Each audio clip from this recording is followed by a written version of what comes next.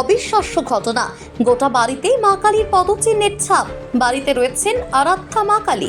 বাড়ির সদস্যদের লোকের অনুমান মা কালী গোটা বাড়িতে ঘুরে বেরিয়েছেন, আর সেই পদচিহ্নই স্পষ্ট হয়ে উঠেছে। এই খবর ছড়িয়ে পড়তেই পার্শ্ববর্তী বহু এলাকার মানুষ ভিড় জমাচ্ছেন এই অবিশ্বাস্য দৃশ্যের সাক্ষী হতে।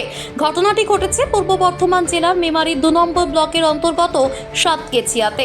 সাতগেছিয়া গ্রামের বাসিন্দা চন্দন ব্যানার্জির বাড়িতে ঘটেছে এই ঘটনা।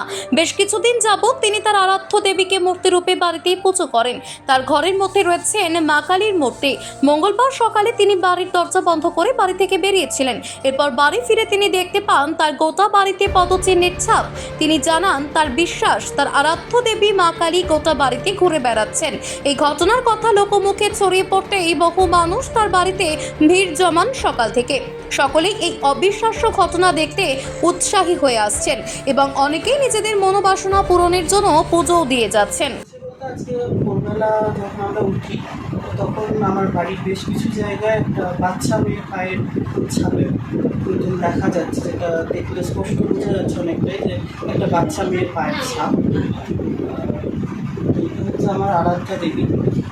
তো আমরা এটাই বিশ্বাস করছি যে উনি হয়তো বেরিয়েছেন ওনার পায়ের ছাপ, এটা আমি বা বেশ কিছু মানুষজন আসা যাওয়া করছে, তার সবাই এটাই বিশ্বাস করছি।